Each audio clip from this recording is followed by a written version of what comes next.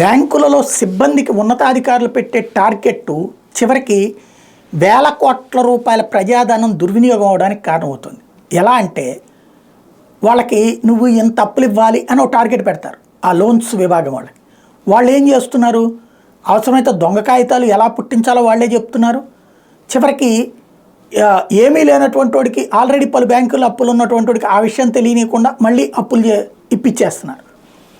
అట్లాగే అడ్డదిడ్డంగా తయారైపోతుంది. చివరికి సరైనటువంటి అడ్రస్ లేనటువంటి వాడికి కూడా అట్లా ఇచ్చేస్తున్నారు. ఇదే ఇప్పుడు ప్రధానమైనటువంటి చర్చ అయింది. రాని బాకీలు 1,00,000 కోట్లు. ఎట్లా అంటే ఏదైనా బ్యాంకులో రుణం తీసుకోవాలంటే అంత సులువుగా 1,00,000 ప్రశ్నలు అడుగుతారు, షూరిటీలు ఇవ్వమంటారు. అయితే అలాంటి బ్యాంకుల బుడ్డి కొట్టించినటువంటి కేసులు దేశంలో గణనీయంగా పెరుగుతున్నాయి. 4 ఏళ్లలో బ్యాంకులు మోసగించిన కేసులు రెట్టింపు అయ్యాయని రిజర్వ్ బ్యాంక్ ఆఫ్ ఇండియా నివేదిక వెల్లడించింది. అలా ఇచ్చిన రుణాలు ఇక వెనక్కి రావని గుర్తించి వాటిని మాఫీ చేయాల్సిన అనివార్యత బ్యాంకులకు ఎదురవుతుంది. 8 ఏళ్లలో బ్యాంకులు ఏకంగా 1,00,000 కోట్ల రుణాలు రాని బాకీలుగా పేర్కొని మాఫీ చేయడం గమనార్హం. బ్యాంకులు బురిడి కొట్టించి మోసాలకు పాల్పడుతున్న కేసుల వివరాలతో ఆర్బీఐ విడుదల చేసిన తాజా నివేదికలోని ప్రధాన అంశాలు ఏంటంటే 2023లో దేశంలోని బ్యాంకులు మోసగించిన అంశంపై 13,500 కేసులు నమోదయ్యాయి. 2019లో 6,800 కేసులు నమోదైతే 2023 నాటికి ఆ కేసులు దాదాపు రెట్టింపు అయ్యాయి. తప్పుడు పత్రాలతో రుణాలు ఇచ్చి మోసపోతున్న వాటిలో 2016 నాటికి ప్రైవేట్ బ్యాంకుల వాటా కంటే జాతీయ బ్యాంకుల వాటా ఎక్కువగా ఉండేది.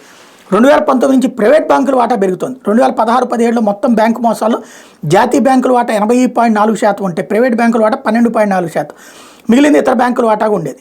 కాగా 2023లో బ్యాంకు మోసాల్లో జాతీయ బ్యాంకుల వాటా 23.5% తగ్గితే ప్రైవేట్ బ్యాంకుల వాటా ఏకంగా 74.3% పెరిగింది.